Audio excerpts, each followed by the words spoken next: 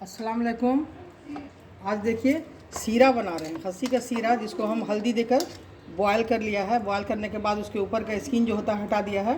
उसके बाद इसको टुकड़ा टुकड़ा में काट दिया है इस तरह से। इसमें लहसुन, मिर्च, लाल मिर्ची, गरम मसाला में गोल मिर्च, जीरा, छोटी इलायची, बड़ी इलायची पेस्ट बना के डाल दिया, नमक डाल दिया, इसको मिला दिया है। अब देखिए इसमें थोड़ा सा अंडा देने से अच्छी बाइंडिंग आती है। देखिए इसमें थोड़ा अंडा डाल दिया, हाफ अंडा, कम है तो हाफ अंडा डाल के इसको मिला दिया, नमक देकर अच्छी तरह।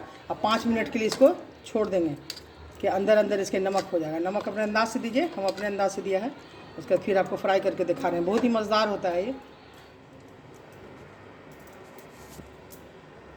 देखिए पैन चढ़ा दिया, पैन गर्म हो गया। अब देखिए फ्राई करने के लिए इसमें तेल डाल रहे हैं।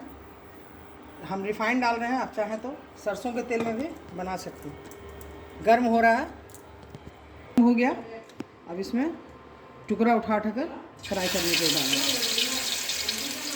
पीस अपने अंदाज से बनाइए, चाहे तो बड़ा चाहे तो छोटा, जिसको इसको फ्राई करना है। देखिए चलाया, इसको फ्राई हो रहा है। इसमें तेल थोड़ा छोड़ता है, तेल कम ही दीजिएगा। तेल ज़्यादा देने से ना दिक्कत आ जाता है पलटने में, तेल थोड़ा होता है।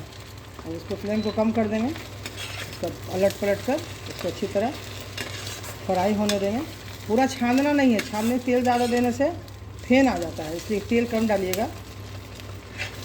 इसको लाल होने तक बनाएंगे।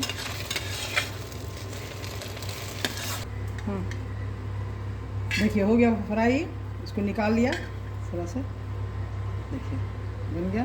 कम तेल में तलाता है, ज़्यादा तेल देने से फेन हो जाता है। बहुत मज़ेदार है। बॉयल किया हुआ रहता है इसलिए ज़्यादा देर इसको पकाना नहीं है, तो पहले से उबला रहता है, पका रहता है।